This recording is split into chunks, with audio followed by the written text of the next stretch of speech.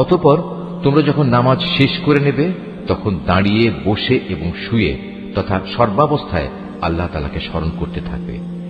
এরপর যখন তোমরা পুরোপুরি স্বস্তি বোধ করবে তখন যথারীতি নামাজ আদায় করবে। অবশ্যই নামাজ ঈমানদারদের উপর সুনির্দিষ্ট সময়ের সাথেই ফরজ করা হয়েছে। কোন শত্রু দলের পেছনে ধাওয়া করার সময় তোমরা বিন্দু মাত্র মনোবল হারিও না। তোমরা যদি কষ্ট পেয়ে থাকো তাহলে জেনে রেখো তারাও তো তোমাদের মতো কষ্ট পাচ্ছে, কিন্তু তোমরা আল্লাহ তাআলার কাছ থেকে যে জান্নাত আশা করো তারা তো তা করে না। নিশ্চয়ই আল্লাহ তাআলা সর্বজ্ঞ, কুশলী।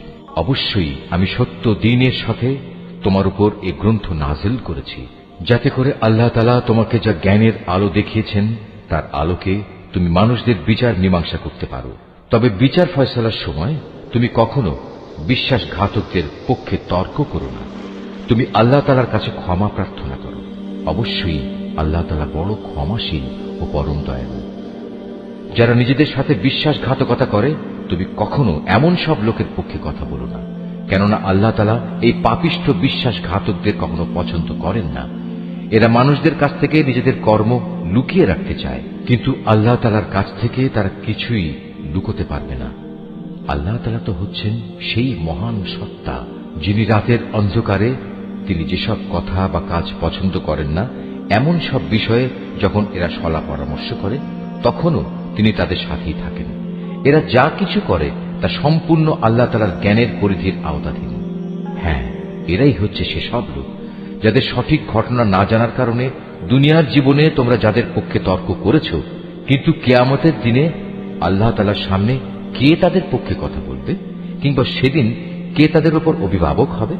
যে ব্যক্তি গুনাহের কাজ করে অথবা গুনাহ করে নিজের উপর নিজেই অবিচার করে, অতঃপর এজন্য যখন সে আল্লাহ তাআলার কাছে ক্ষমা প্রার্থনা করে তখন সে অবশ্যই আল্লাহ তাআলাকে পরম ক্ষমাশীল ও অতীব দয়ালু হিসাবে পাবে।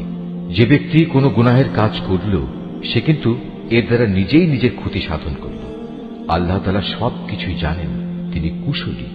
যে ব্যক্তি একটি অন্যায় কিংবা পাপ কাজ করল কিন্তু সে দোষ চাপিয়ে দিল একজন নির্দোষ ব্যক্তির উপর, এ কাজের ফলে সে প্রকারান্তরে সাংঘাতিক একটা অপবাদ ও জঘন্য গুনাহের বোঝা নিজের ঘাড়ে উঠিয়ে নিল।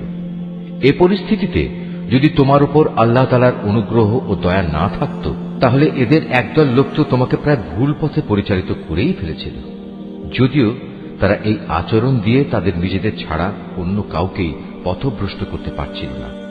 অবশ্য তাদের এই প্রতারণামূলক কাজ দ্বারা তারা তোমার কোনোই ক্ষতি সাধন করতে সক্ষম